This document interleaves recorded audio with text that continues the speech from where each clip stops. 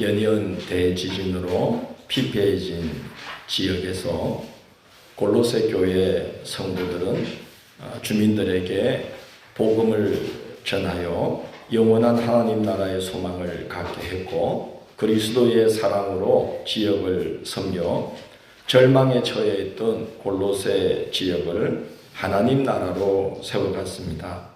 그럴 수 있었던 것은 그들에게 그리스도 예수 안에 있는 믿음과 모든 성도에 대한 사랑과 하늘에 쌓아둔 소망이 있었기 때문입니다.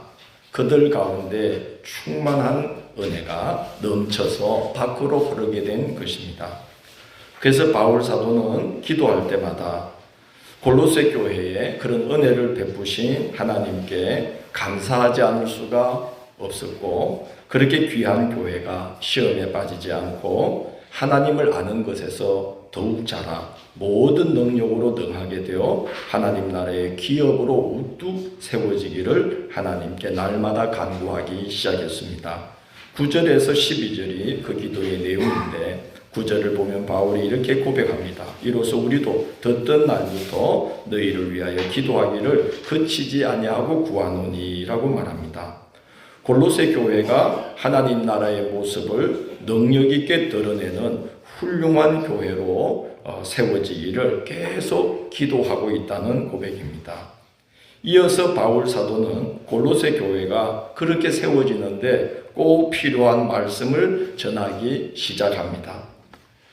피폐해진 지역에서 교회와 성도들도 힘들기는 마찬가지일 텐데, 기쁨으로 복음을 계속 전할 수 있는 원동력이 어디에 있겠습니까? 이단들이 골로새 지역의 어려운 상황을 틈타고 들어와 성도들의 믿음을 흔드는 중에도 교회의 정체성과 순전한 믿음을 지킬 수 있는 비결이 어디에 있을까요? 바울은 그 비결을 정확히 알고 있었던 것 같습니다. 그 원동력과 비결은 예수 그리스도에 대한 분명하고도 깊은 이해와 그분을 통해 하나님께서 베푸신 은혜를 굳게 붙드는 것입니다. 그러지 않고서는 어려운 환경 중에 기쁨으로 주의 일을 계속할 수가 없고, 이단들이 미혹하고 흔드는 중에 교회의 정체성과 믿음의 순전함을 계속해서 지켜나가기가 어렵습니다. 그래서 바울 사도는 골로새 교회에 보내는 편지의 대부분을 예수 그리스도를 증거하는 것으로 채웁니다. 예수 그리스도에 대해서 말씀을 하려고 하면 요즘 대부분의 성도님들은 눈을 지그시 감습니다. 왜 그럴까요? 다 알고 있는 내용이기 때문입니다. 골로새 교회 성도들도 마찬가지였을 거예요. 바울에게 복음을 전해들은 에바브로를 통해서 귀에 못이 박히도록 예수 그리스도에 대해 그들도 듣지 않았겠습니까? 바울이 그 사실을 모를 리가 없지만 바울은 편지 내내 시종일관 예수 그리스도를 증거합니다. 빌립보 교회에 편지를 보낼 때도 그랬는데, 그 이유를 바울은 빌립보서 3장 1절에서 이렇게 말합니다. 끝으로 나의 형제들아 주 안에서 기뻐하라. 너희에게 같은 말을 쓰는 것이, 이 말은 내가 또 반복해서 말하는 것이 그런 뜻이죠. 내게는 수고로움이 없고 너희에게는 안전하니라고 말합니다. 복음을 듣고 복음을 또 들어도 그 복음은 듣고 들어도 유익한 것이고, 그래야만 영혼이 표류하지 않고 안전한 포구가 되시는 예수 그리스도께 안착할 수 있기 때문입니다. 베드로후서 1장 10절 11절을 보면 베드로 사도도 같은 권면을 합니다. 그러므로 형제들아 더욱 힘써 너희 부르심과 택하심을 굳게 하라. 너희가 이것을 행한 적 언제든지 실족하지 아니하리라. 이같이 하면 우리 주 곧 구주 예수 그리스도의 영원한 나라에 들어감을 넉넉히 너희에게 주시리라고 말합니다. 영혼의 안전한 포구인 하나님의 나라에 넉넉히 들어가려면 하나님께서 예수 그리스도를 통하여 우리를 택하시고 성도로 부르신 은혜 위에 굳게 서 있어야만 한다는 것입니다. 예수 그리스도에 대한 말씀, 곧 복음은 듣고 또 들어서 심령에 새겨져서 부르심과 택하심을 굳게 할수록 유익한 것입니다. 그래서 바울 사도는 골로새서 내내 그들이 예수 그리스도에 대해서 모를 리가 없는 성도들이지만 골로새서 내내 예수 그리스도가 어떤 분인지를 증거하고 있습니다. 오늘 본문에서 바울 사도는 예수 그리스도가 누구신지를 네 가지로 증거합니다. 첫째, 예수 그리스도는 우리를 죄 가운데서 속량하신 대속자라는 것입니다. 그 사실을 13절에서 이렇게 증거합니다. 그가 우리를 흑암의 권세에서 건져내사 그의 사랑의 아들의 나라로 옮기셨으니 라고 말합니다. 아담이 범죄함으로 인하여 모든 사람은 그 죄를 전가받아 죄를 짊어지고 살다가 사망에 처해지는 처지에 놓이고 말았습니다. 여기서 말하는 사망은 육신이 죽음에 처해지는 첫째 사망을 말하는 것이 아니라 꺼지지 않는 지옥불에 던져지는 둘째 사망을 말하는 것입니다. 흑암의 권세는 그토록 강하고 파괴적이라는 말입니다. 당연히 흑암의 권세는 이 지상에서의 삶도 죄에 죄를 더하며 자신을 파괴하는 길로 이끕니다. 대표적인 예가 출애굽 마지막 순간까지 출애굽을 가로막았던 애굽의 바로 왕이 흑암의 권세에 붙들려 있는 자가 어떠한지를 보여주는 대표적인 예입니다.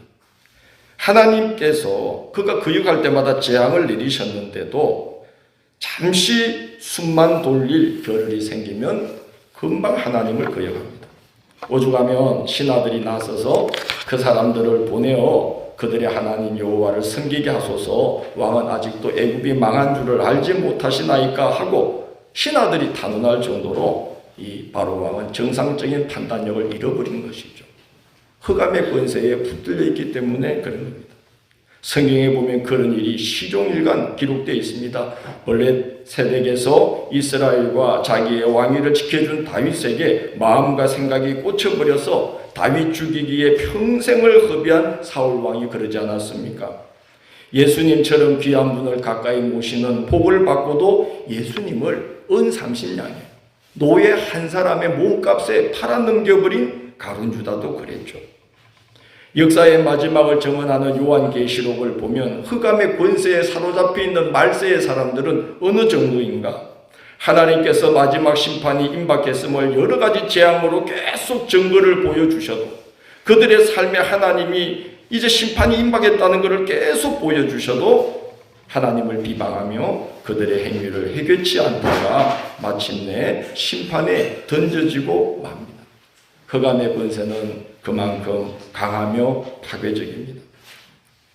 흑암의 권세는 사람의 생각과 마음을 장악해서 허무한 것에 굴복하게 만들기도 합니다. 요즘은 영원한 불못에 던져진다 그래도 사람들 별 겁을 안 내고 성도님들도 별 겁을 안 냅니다. 아, 그런 게 진짜 있나 그럽니다. 그런데 이 우리 시대 사람들이 지옥 불못은 겁을 안 내는데 별것 아닌 것에 대해서는 얼마나 겁을 많이 내는지요. 이 어느 달력 보니까 이사하기 좋은 날 적혀 있더라고요. 이게 태기를 해요. 이삿날도 태기를 하고 결혼식 날도 태기를 하고 겁이 나는 거예요. 어떤 분이 뇌사 상태에 빠졌어요. 의사들이 회의 끝에 희망이 없다. 연명장치를 이제 떼기로 합시다 하고 결정을 내렸대요. 가족들에게 통보했는데 가족들이 의사분들에게 조금만 기다려주세요 그러더니 어디다 전화를 걸더래요. 그리고 들어와서 하는 이야기가 선생님 하루만 더 호흡기를 달아주세요 그러더래요. 뭐 한 거죠? 누구한테 전화했을까요? 태기를 한 거예요. 죽는 날이 언제가 좋은지. 나 깜짝 놀랐어요. 그래야 이제 자기들 자손들이 복을 받는다는 거야. 좋은 날 죽어야 된다는 거예요. 그래서 점쟁이에게 전화를 걸고서 가는 날이 언제가 좋으냐 그랬더니 내일이 좋다. 그러니까 선생님들한테 호흡기를 내일 떼주십시오. 그렇게 이야기를 했답니다. 흑암의 권세에 붙들려 사는 자들은 일상이 그렇게 허무한 것에 매여서 살아갑니다. 우리는 뭐 택일 같은 거 안 했어요. 만나서 딱 두 번째 만났을 때 나 목사 될 사람, 당신 사모 될 사람 맞죠? 예. 오케이. 우리 제가 섬기는 교회로 갑시다. 딱 가가지고 교회 딱 보여주고 당신 사모 될 거 맞죠? 네. 저는 목사 될 사람입니다. 우리 미룰 거 없고 잴 거 없습니다. 그리고 4개월 만에 결혼했어요. 택일 안 했어요. 택일이 뭔지도 몰랐어요. 근데 이렇게 애 셋 놓고 잘 살고 있지 않습니까? 근데 세상 사람들은 안 그래요. 지옥 불못은 겁을 안 내면서 별것 아닌 것에 대해서는 얼마나 벌벌 떠는지, 뭐 할 때마다 나를 잡고, 뭐 베개 밑에다가 뭘 집어넣고, 심지어 속옷에도 뭘 집어넣게 하고 애들 뭐, 야, 예, 흑암의 권세에 붙들려 사는 자들은 참 그렇게 일상이 허무한 것에 매여 있는데, 전도서는 죄 아래에 놓여 있는 모든 인간의 상황은 근본적으로 다 똑같이 불쌍하다라고 정언합니다. 사람이 해 아래에서 행하는 모든 수고와 마음에 애쓰는 것이 무슨 소득이 있으랴. 일평생에 근심하며 수고하는 것이 슬픔뿐이라. 그의 마음이 밤에도 쉬지 못하나니 이것도 헛되도다. 이것도 큰 불행이라 어떻게 왔든지 그대로 가리니 바람을 잡는 수고가 그에게 무엇이 유익하랴. 일평생을 어두운 데서 먹으며 많은 근심과 질병과 분노가 그에게 있더니라. 흑암의 권세에 사로잡히는 자들의 일생은 누구나 똑같다는 거예요. 밤에도 잠을 못 이루고 전전긍긍하고 늘 평생을 어두운 데서 먹으며, 그 심령이 어두운 데서 밥을 먹으며 근심, 질병, 분노 속에 일생을 다 보내고 있다는 겁니다. 문제는 이런 상황에서 헤어나올 방법이 사람에게는 없다는 겁니다. 이 세상 그 무엇으로도 우리 영혼을 흑암의 권세에서, 이 허무한 것에서 건져낼 방법이 없다는 사실을 성경은 시종일관 증거합니다. 시편 49편 6절로 8절은 그 사실을 이렇게 증거하고 있습니다. 자기의 재물을 의지하고 부유함을 자랑하는 자는 아무도 자기의 형제를 구원하지 못하며 그를 위한 속전을 하나님께 바치지도 못할 것은 그들의 생명을 속량하는 값이 너무 엄청나서 영원히 마련하지 못할 것입니다. 생명을, 영혼을 죄와 사망의 권세 가운데서 건져낼 그 값을 치르는, 속전을 치르는 그 속량할 값이 너무 엄청나서 이 세상에 어떤 부자라도, 최고의 부자라도 자기 형제조차, 자기 영혼조차 흑암에서 건져낼 수 없다는 말씀이에요. 이 문제를 해결하신 분이 역사에는 딱 한 분밖에 안 계십니다. 몸을 입고 이 땅에 오셔서 참 사람이요 참 하나님이 되신 예수 그리스도 한 분만이 우리를 흑암의 권세에서 건져낼 수가 있는 겁니다. 그가 십자가에서 흘린 피는 우리 죄를 씻고도 남음이 있도록 거룩하고 공력이 큽니다. 종으로 전락한 자를 값을 치르고 되찾아오는 것을 속량 또는 대속이라고 하고, 속량하는 값을 속전이라고 합니다. 예수님이 십자가에서 대속의 피를 흘리셨고, 그 피는 우리가 지은 자범죄뿐만 아니라 아담으로부터 전가받은 원죄까지도 사해주는 속전이 되기에 충분합니다. 왜냐하면 하나님께서 그렇게 약속하시고 그렇게 계획해 놓으셨기 때문입니다. 그 피를 믿는 믿음을 보시고 하나님께서도 우리를 정죄치 않는데 누가 우리를 정죄하리요? 라고 말합니다. 그 피가 우리 죄를 사하실 때 우리 영혼은 흑암의 권세에서 풀려나 하나님이 사랑하시는 그의 아들의 나라로 옮겨진 바가 되는 것입니다. 이스라엘 백성이 하나님의 약속의 말씀을 믿고 희생양의 피를 문설주와 임방에 바를 때에 죽음의 사자가 그 집을 넘어가는 유월의 은혜가 임했고 애굽을 빠져나와 가나안을 향해 옮겨지는 역사가 일어났습니다. 여러분 그거 아십니까? 이스라엘이 홍해를 건너 애굽에서 건짐을 딱 받은 후로는 애굽의 바로왕의 권세가 이스라엘 백성들에게 손톱만큼도 영향력을 행사할 수 있었다 없었다? 조금도.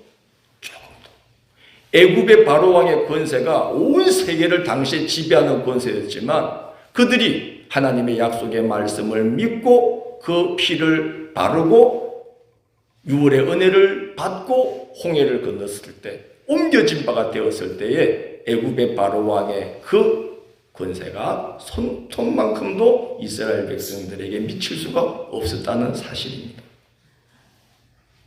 비록 그들이 아직 믿음이 부족해서 하나님을 원망하기도 하고 불평불만에 빠지기도 하고 시험에 들기도 했지만 바로 왕의 권세에서 완전히 빠져나왔고 애굽의 종살이가 종지부를 짓게 되고 하나님의 백성으로 세움받는 새로운 삶이 그들에게 시작이 되었던 것입니다.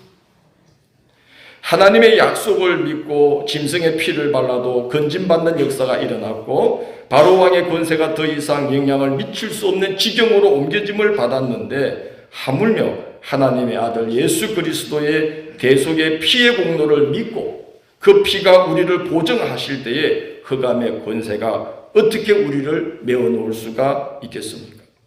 조금도 우리에게 영향을 미칠 수가 없는 것입니다. 죄와 사망 권세에서 노임받아 하나님의 아들의 나라로 옮겨지는 것은 너무나 당연한 일이 아니겠어요. 이스라엘이 하나님의 약속을 믿고 양의 피를 발라도 유월의 복을 받았고 그 양의 피를 발라도 홍해를 건너서 애굽에서 가나안으로 옮겨진 바가 되었는데 하나님이 약속하신 이 하나님의 아들 예수 그리스도의 그 보배롭고 거룩한 피를 그 약속을 우리가 믿고 의지할 때에 어떻게 사탄이 우리에게 영향을 미칠 수가 있겠으며 우리가 어찌 하나님의 아들의 나라로 옮겨진 바가 되지 않을 수가 있겠습니까?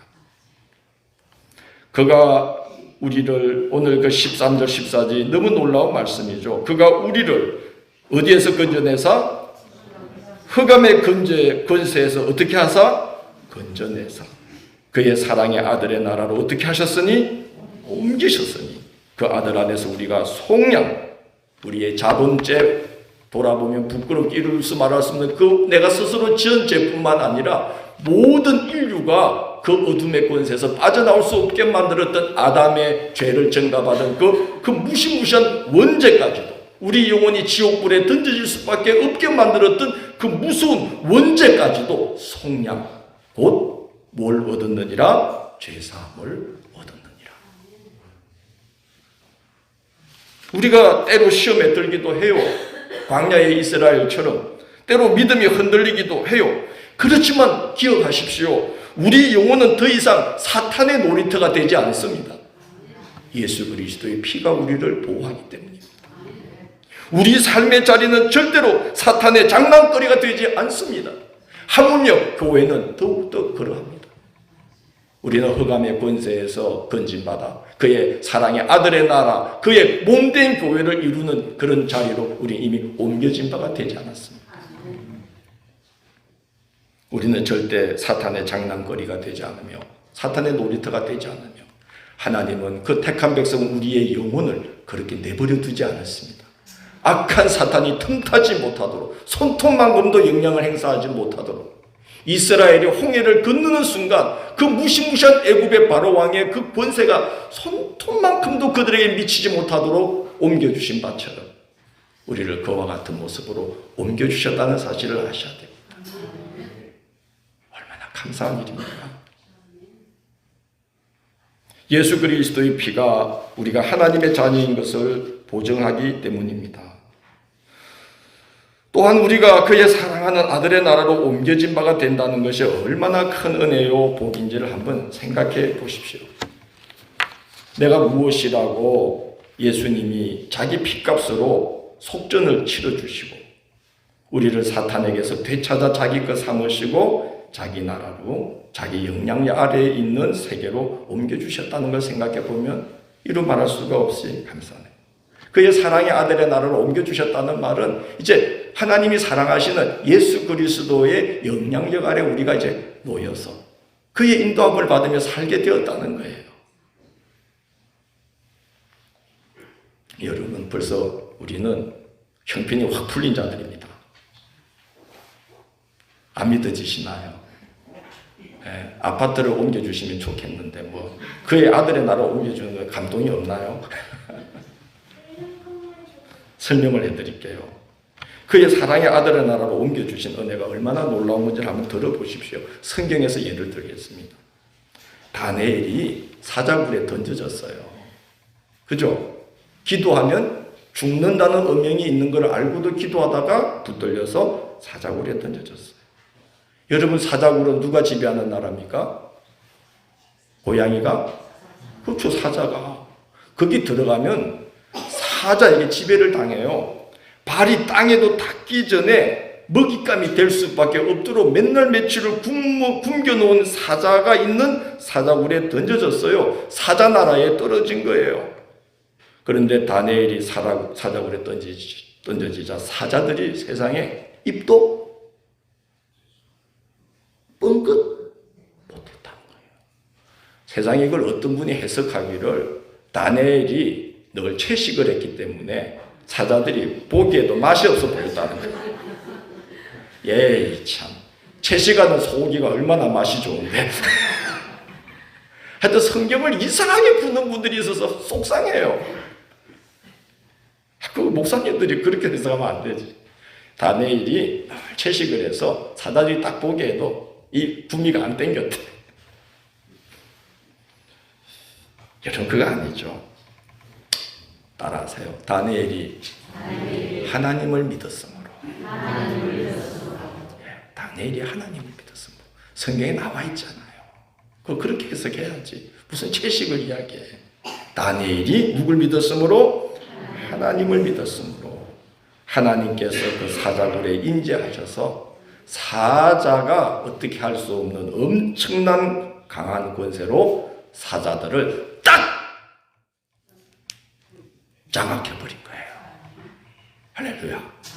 딱 다스려버린 거예요. 그래서 사자들이 입도 막 속에서는 침이 질질 흐르는데 입을 벌릴 수가 없어. 하나님이 그 입을 딱 잡아버린 거예요. 사자굴, 사자의 나라가 어떤 나라가 된 거죠? 하나님 나라가 됐어요. 왜요? 하나님이 지배하시니까. 하나님의 다스리심이 나타났으니까 그 자리가 하나님 나라가 된 것이죠.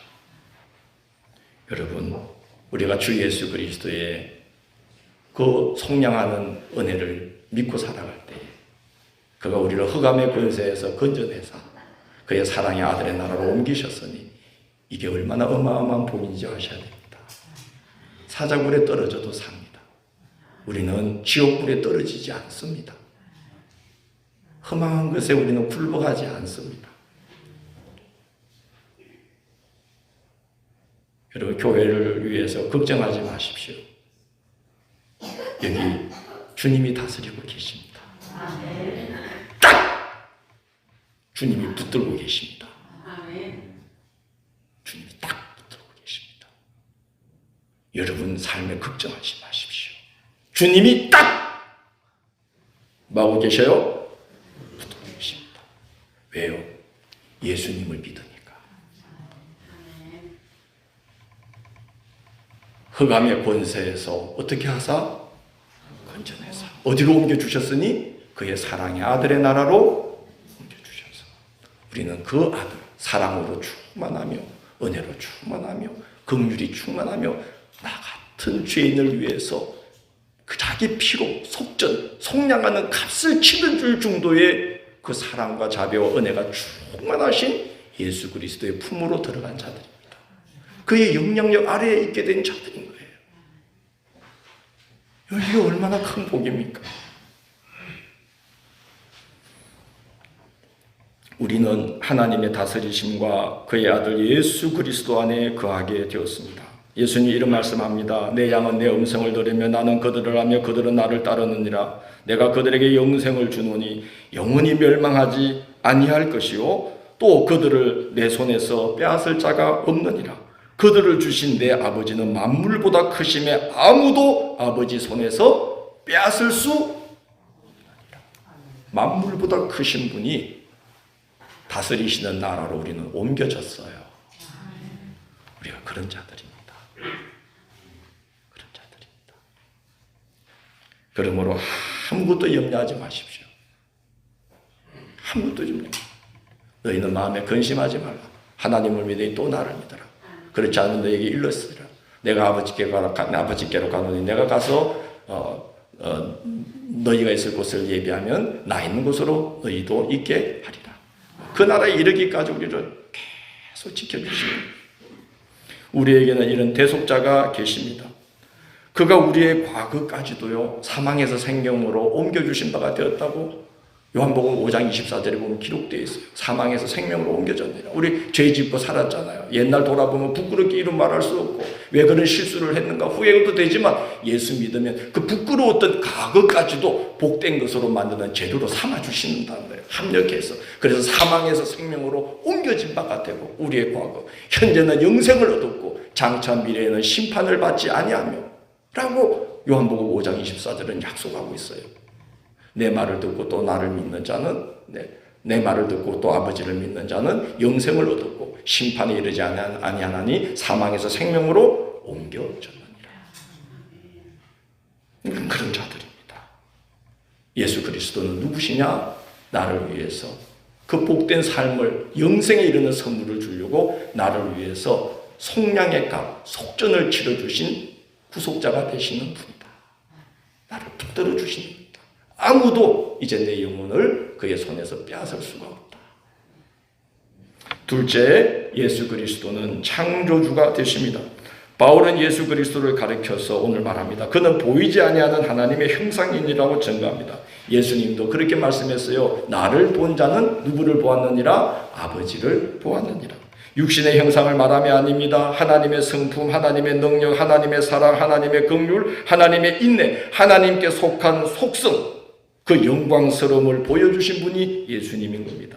그러므로 우리는 복음서를 통해 나타난 그분을 본받고 그분의 성품과 능력을 얻도록 우리는 늘 기도해야만 하는 것입니다. 예수 믿고 구원받는 것으로 우리가 머물러서는 안 되는 거죠. 보이지 않는 하나님의 형상을 보여주신 예수님을 따라서 그분을 본받을 때에 우리에게서도 하나님의 성품, 하나님의 능력, 하나님의 사랑, 하나님의 긍휼, 하나님의 인내, 하나님께 속한 영광스러운 성품들, 속성들이 우리에게서도 나타나게 되는 것이죠. 그걸 우리에게 선물로 주시려고 보이지 아니하는 하나님의 형상으로서 나타나 우리에게 하나님의 속한 것을 예수님이 미리 보여주신 겁니다. 날마다 예수님을 묵상하시기를 부탁드립니다. 또한 예수님은 태초로부터 하나님과 동역하셔서 이 세계를 만드셨고 눈에 보이는 것들뿐만 아니라 보이지 않는 것들과 당시 천사 숭배자들이 천사들에게 부여했던 그 왕권, 주권, 통치자, 권세들이라는 이름을 지닌 그런 영적 존재들까지도 예수 그리스도에게서 창조되고 그로 말미암아 존재하고 그를 위하여 존재한다고 바울은 증거합니다. 예수 그리스도는 모든 존재의 중심에 계신다는 것입니다. 17절에서 바울은 이렇게 말합니다. 만물이 그 안에 함께 어떻게 하였느니라? 섰느니라고 증거합니다. 이는 예수 그리스도께서 하나님과 동역하셔서 태초로부터 지금까지 또 앞으로도 그가 붙들어 주심으로 인하여서만 만물이 존재하고 유지될 수 있다는 말씀인 것입니다. 우리 예수 그리스도는 2000년 전에 한번 태어나시고 우리를 위해 십자가에 죽어주신 뿐만이 아니라 태초로부터 하나님과 동역하셔서 세상을 만드시고 그리고 지금도 운행하시고 유지하시고 모든 것이 그분 안에 서 있는 이 예수 그리스도로 말미암아 모든 것이 이렇게 움직이는 그 중심에 계신 분이 예수님이라는 거죠. 우리가 그런 분의 이름으로 그 이름의 권세를 의지하여 하나님 아버지께 기도할 수 있는 특권을 선물로 받았다는 걸 생각하면 우리 얼마나 감사하고 복된 사람들입니까? 왜 그렇습니까? 만물이 그 안에 함께 섰고 만물을 그가 주와 함께 만드셨고 지금도 만물이 그로 말미암아 유지되고 그를 위하여 존재하는 그 놀라운 분의 이름으로 기도할 때에 하나님은 지금도 예수 그리스도의 이름으로 기도하는 자들에게 태초에 천지를 조성하실 때와 같은 놀라운 창조의 역사를 이루어 주신다는 말씀이에요. 새 일을 이루어 주신다는 겁니다. 그게 바로 우리가 예수 그리스도의 이름으로 기도하는 이유입니다. 예수 그리스도는 창조주가 되신다. 그래서 그의 이름으로 기도하면 지금도 창조의 역사가 일어나게 되어 있다. 하나님이 해주신다 하는 것입니다. 셋째, 예수 그리스도는 교회의 머리가 되신다고 오늘 말씀합니다. 우리는 주님의 몸인 교회를 이루는 지체들입니다. 그러므로 이 지체가 살려면 어디에 붙어서 있어야 되겠죠? 머리 대신 예수님께 꼭 붙어 있어야만 됩니다. 우리가 이 신앙의 길을 걷다가 여러 이유로 시험에 빠지고 또 변질되고 잘못된 길에 발을 내디뎌 실족하게 되고 이렇게 길을 잃고 헤매는 이유가 뭐겠습니까? 지체인 우리가 구실을 못하는 이유는 뭐겠습니까? 어디에 붙여있지 아니하므로 머리에 붙어있지 아니하면 그렇게 되는 겁니다. 머리 대신 예수님을 붙들지 않고 다른 것을 붙들고 다른 것들의 영향을 받으면 우리는 흔들릴 수밖에 없습니다. 골로새서 2장 19절 한번 보십시다. 한 장만 넘기면 있습니다. 골로새서 2장 19절 우리 한번 같이 읽어볼까요? 읽습니다. 머리를 붙들지 아니하는지라 온 몸이 머리로 말미암아 마디와 힘줄로 공급함을 받고 연합하여 하나님이 자라게 하심으로 자라느니라. 아멘. 시험에 드는 이유가 뭐냐? 신앙생활 잘하다가 변질되는 이유가 뭐냐? 표류하고 있는 이유가 뭐냐? 뭐라고 적혀 있어요? 뭘 붙들지 아니하므로 머리를 붙들지 아니하는지라. 머리를 붙들어야 머리 대신 예수님께 꼭 붙어 있어야만 마디와 힘줄로 영양을 공급받아 연합되어서 하나님이 비로소 자라게 하심으로 자라느니라. 여러분, 이제부터는 내 주장, 내 생각 내려놓고 주님의 생각과 주님의 뜻을 붙들어야 됩니다. 누군가의 말이나 어디서 들은 얘기 내려놓아야 됩니다. 예수 그리스도만을 붙들어야 됩니다. 머리 대신 예수님에게 꼭 붙어 있어야 하나님께서 자라게 하심으로 믿음이 예쁘게 아름답게 능력 있게 자랄 수 있게 되는 것입니다. 바울은 지금 골로새 교회에 집투한 이단들이 그를 쌓은 말로 율법주의 또 천사 숭배, 금욕적 노력들을 부추기는 것을 경계하라고 권고하고 있는 것입니다. 예수님에게만 붙어 있으면 된다는 거죠. 그분 한 분으로 여러분이 바르게 자라기에 부족함이 없다는 겁니다. 예수님을 머리로 삼아 그분께 꼭 붙어 있어야 안전합니다. 오늘 성경에 바울이 증가하잖아요. 하나님은 예수님을 죽은 자 가운데서 먼저 살리셔서 부활의 능력을 우리에게 보여주셨고 그를 힘입는 자도 그 부활의 능력을 힘입어서 주님 앞에 부활의 몸을 입어 서기까지 인도해 주시는 능력이 예수님께 있다는 것입니다. 또 말씀하시기를 그에게는 충만함이 있다고 말씀합니다. 충만하다는 것은 흘러 넘치는 것을 말합니다. 그러므로 우리가 머리 대신 예수님께 꼭 붙어 있어야 되고 교회도 머리 대신 예수님께 꼭 붙어 있는 교회가 되어야 됩니다. 그래야 하나님이 자라게 하심으로 자랄 수 있는 것입니다. 넷째, 예수 그리스도는 화목케 하는 중보자다라고 증가하고 있습니다. 20절을 보면 그가 십자가의 피로 화평을 이루사라고 말씀합니다. 예수께서 십자가에서 대속의 피를 흘리실 때 하나님과 우리 사이를 가로막는 휘장이 찢어져 하나님과 우리 사이에 화목케 되는 길이 열렸고 세상에서는 가장 대척점에 있던 유대인과 이방인 사이에 막힌 담이 허물어졌습니다. 예수님이 행하신 일이 바로 그런 겁니다. 화목케 하는 중보자가 되셨습니다. 하나님께서 우리에게 예수 그리스도를 보내신 이유는 바로 우리도 예수님처럼 화목케 하는 중보자들로 세워지기를 바라시는 것입니다.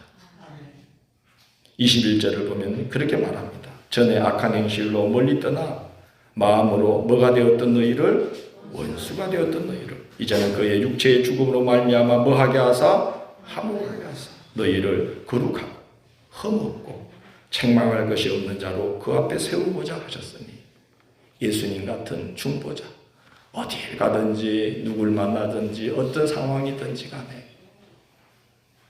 화평을 이루는 평화의 사도가 되게 하려고 하나님이 우리 앞에 예수님을 두셨다는 겁니다.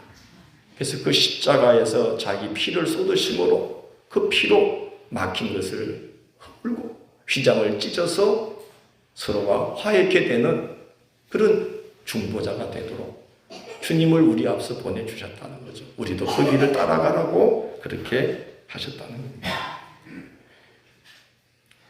우리가 예수님을 본받고 그의 중보하신 능력을 힘입을 때 우리 가운데에서도 설교 마칠게요. 우리 가운데에서도 그런 은혜가 허락된다는 말이죠. 저는 로마서 8장 19절을 읽다가 참 놀라운 사실을 발견했습니다. 오늘 말씀에서도 만물이 예수 그리스도로 말미암아 만물이 하나님과 화목하게 되었다 그러잖아요. 하나님이 우리 기대하시는 것은 하나님과 우리 사이의 화목만이 아니고 우리 사이의 화목만이 아니고 우리가 만물과 화목을 이루는, 그래서 만물에게 복을 끼치는 자들이 되기를 하나님이 원하고 계신다는 거예요. 그걸 하게 하시려고 예수님을 중보자로 보내주셨다는 거예요. 로마서 8장 19절을 한번 찾아서 읽고 설교를 마치겠습니다.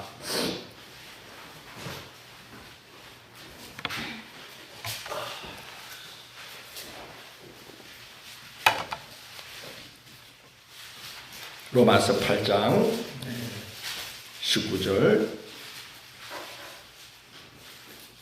봉독합니다. 피조물이 고대하는 바는 하나님의 아들들이 나타나는 것이니 그 바라는 것은 계속해서 있습니다. 그 바라는 것은 피조물도 썩어짐의 종노릇한 데서 해방되어 하나님의 자녀의 영광의 자유에 이르는 것이니라. 피조물이 다 이제까지 함께 탄식하며 함께 고통을 겪고 있는 것을 우리가 아느니라. 그 밑에 보면 계속 나와 있죠, 그죠? 하나님이 우리에게 원하시는 것은 바로 이런 아들, 딸들로 세워지는 겁니다. 만물도 인간의 죄악으로 말미암아 고통을 당하고 있는데 우리가 중보자이신 예수님을 본받아 우리가 중보자로 세워져서 하나님과 우리 사이에 화해가 이루어지고 우리가 서로 간에 화해를 이루어갈 때에 만물도 우리로 말미암아 화목을 이루는, 평화를 누리는 그런 복된 상태에 이르게 하는 하나님의 아들, 딸들로 우리가 세워질 수 있다는 말씀입니다. 얼마나 복되신 선물을 우리가 받았습니까? 예수 그리스도는 우리의 구속자이십니다. 예수 그리스도는 그의 이름으로 기도할 때에 지금도 창조의 역사가 일어나게 해주시는 창조자가 되십니다. 예수 그리스도는 우리가 그에게 붙들려 있기만 하면 하나님이 자라게 하심으로 자라게 되는 그런 교회의 머리가 되시는 분입니다. 우리 예수 그리스도는 만물로 하여금 우리가 만물과 더불어 화목을 이루어 살아가는 복된 삶을 살게 하려고 먼저 오셔서 자기 몸을 찢어 화목케 하신 그런 화목케 하는 중보자가 되신 분입니다. 우리가 얼마나 귀한 선물을 받았습니까? 이 귀한 선물 잊지 말고 잃지 말고 놓치지 말고 꼭 붙들고 소유하고 이 복된 선물을 되시는 예수님과 함께 매일매일 동행하시는 하루하루가 되시기를 주의 이름으로 권면합니다.